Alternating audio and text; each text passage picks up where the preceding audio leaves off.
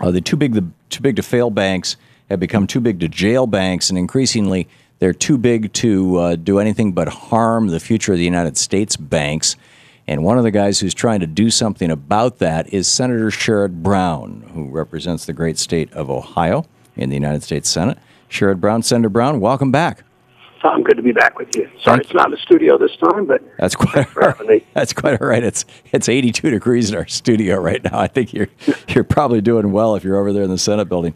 You guys announced, you and David Vitter of all people announced a new plan which in my mind says this must actually be decent legislation to get bipartisan support that's that broad.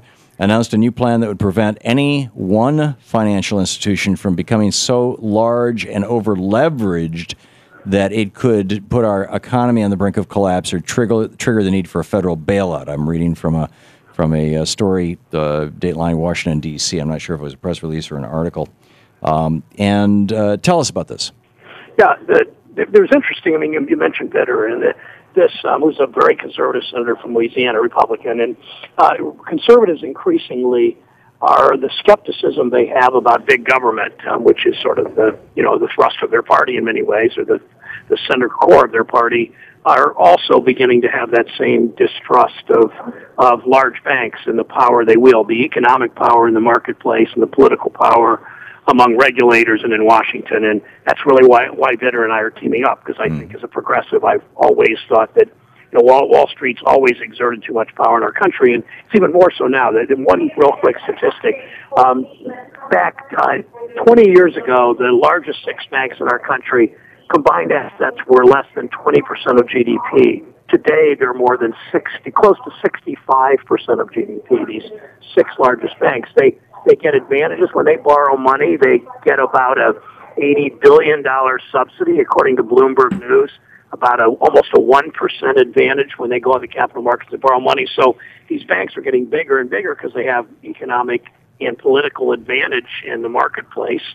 It's clear that they take risks. They don't practice banking when, as Senator Warren likes to say, more boring banking, which is when bankers actually did their job of traditional banking instead of the risky behavior. And it's a threat to our system and too big to fail. As you point out, exactly, Tom, it's too big to fail. It's too big to jail. Prosecutors won't go after them. And it's too big to understand and regulate. And even the CEOs of these banks, the banks are too complex to really run safely. So it's a problem, a serious problem waiting to happen, and we just owe it to the public to do this better than we're doing it. So what's the solution that you're recommending? What are the details of this solution? Our solution does a couple things.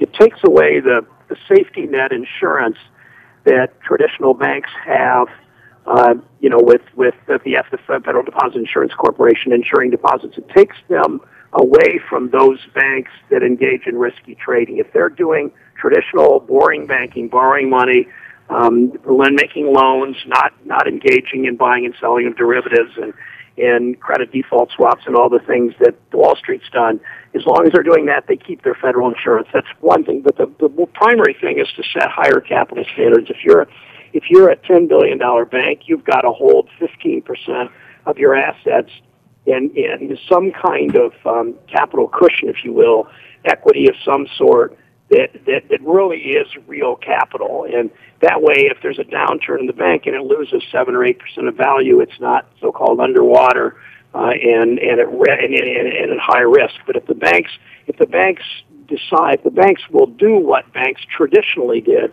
hold back some of their money. It's not like money setting aside, but in some sense it is. It will make these banks safer if they suffer a downturn, and therefore make the financial system safer, making Main Street safer, and that's obviously the whole point of this. If you withhold FDIC insurance from these big banks, are the people who are banking with those banks at risk? Good question. I didn't quite say it right. You hold the FDIC insurance, that they still have the safety net in the traditional banking part of those banks. It's only when they engage in risky behavior. So if you're going to invest in these banks and in the derivative side, and you're going to make a lot of money maybe, or you're going to lose a lot of money. That's not taxpayers' issue. If you're going to lose a lot of money, that's your problem. If you're going to make a lot of money, it's your issue. So, and your benefit. So we just want the risky behavior.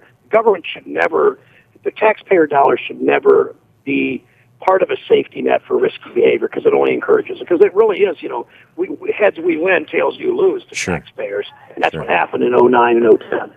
So this is sort of a, tell me if I'm mischaracterizing this, a somewhat softer blade, but nonetheless a blade not unlike Glass-Steagall to separate, or at least force a behavioral separation between the gambling side of the bank and the traditional banking side of the bank.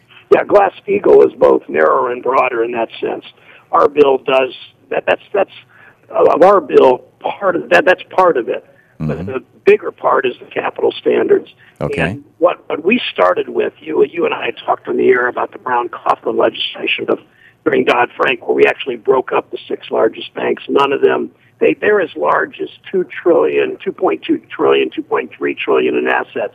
We were scaling them back to about $600 billion. None could be bigger than that. We're going to work on that legislation later. So there's sort of 3 tracks here. There's Glass-Steagall. There's the McCain-Warren Glass-Steagall bill. There's to reimpose that. There's our Brown-Vitter bill to require capital standards, and there's you literally break up the bank bill that no bank can exceed $600 billion in assets that we will introduce. So this legislation does not compete with Senator Warren's bill. No, it complements it. No, in fact, we will likely co-sponsor each other's bills. I mean, she and I were talking the other day about looking, we're both focusing on the one we're working on, each of us.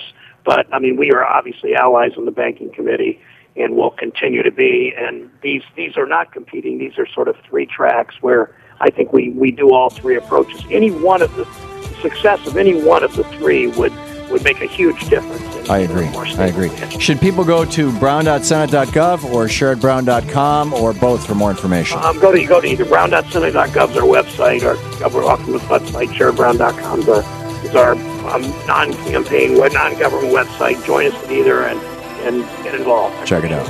Okay. Senator Sherrod Brown, thank you for being with us, sir. All right. Thank you. Good talking with you. This is the Thom Hartmann Program. It's good to have good people like Senator Sherrod Brown in the United States Senate. I got to tell you, we are blessed. We'll be back.